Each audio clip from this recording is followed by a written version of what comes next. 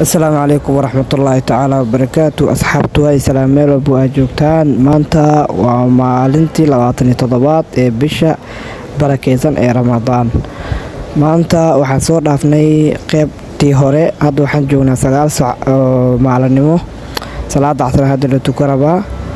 sidaas darteeda waa in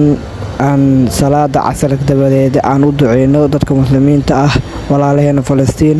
qof kasto muraad leh muraadkiisa Ilaahay inuu sahlo qof kasto markano hamigiisa Ilaahay inuu sahlo qof walba guur doonaya qofkii doonaya inuu maartay Ilaahay markano oo arzaaqda Ilaahay inuu waasico qofkii doonaya in Ilaahay muslimiinta aan u barayno ayaa la iska rabaa Ramadaan uu dhamaaday shalay oo ahaa maantana waa ka wuu daba jeediyay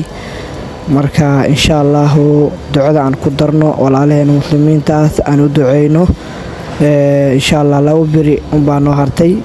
maalinta kale laba bari Allah huba maalinta kale laakiin lama hubo insha Allah